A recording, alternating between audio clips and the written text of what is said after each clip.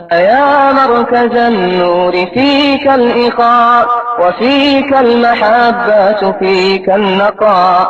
يا مركز النور فيك الإخاء وفيك المحبة فيك النقاء. وفيك تجمع شمل الشباب فصرت بحق لهم ملتقى. وفيك بسم اللہ الرحمن الرحیم۔ کیا ایسا زمانہ لوٹے گا؟ اس دور میں ماسٹر اگر بچے کو مارتا تھا تو بچہ گھر آ کر اپنے باپ کو نہیں بتاتا تھا، اور اگر بتاتا تھا تو باپ اسے ایک اور تھپڑ رسید کر دیتا تھا۔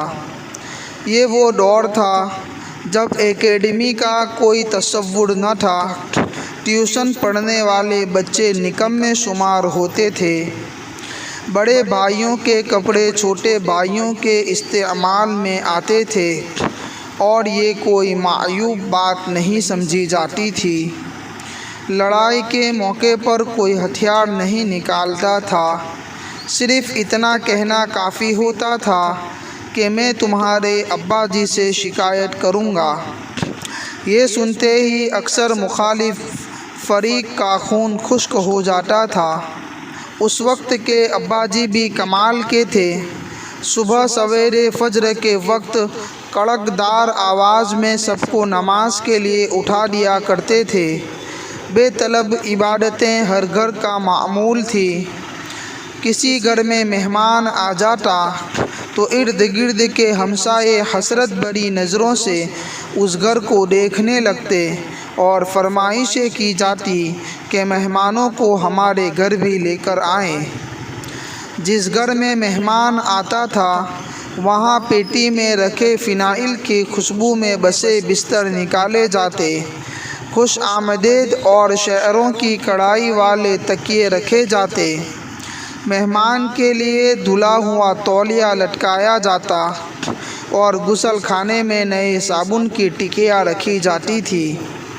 جس دن مہمان نے رخصت ہونا ہوتا تھا سارے گھر والوں کی آنکھوں میں اداسی کے آنسو ہوتے تھے۔ مہمان جاتے ہوئے کسی چھوٹے بچے کو 10 روپے کا نوٹ پکڑانے کی کوشش کرتا تو پورا گھر اس پر احتجاج کرتے ہوئے نوٹ واپس کرنے میں لگ جاتا، تاہم مہمان بہر صورت یہ نوٹ دے کر ہی جاتا۔ شادی بیاہوں میں سارا محلہ شریک ہوتا تھا۔ شادی غمی میں آنے جانے کے لیے کپڑوں کا ایک جوڑا علیحدہ سے رکھا جاتا تھا جو اسی موقع پر استعمال میں لایا جاتا تھا۔ جس گھر میں شادی ہوتی تھی ان کے مہمان اکثر محلے کے دیگر گھروں میں ٹھہرائے جاتے تھے۔ محلے کی جس لڑکی کی شادی ہوتی تھی بعد میں پورا محلہ باری باری میاں بیوی کی دعوت کرتا تھا۔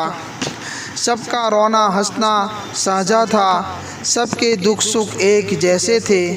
سب غریب تھے مگر خوشحال تھے کیونکہ ایماندار تھے۔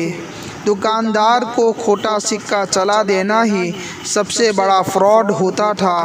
کاش پھر وہ اچھے دن لوٹ آئیں تو معاشرے میں انقلاب آ جائے۔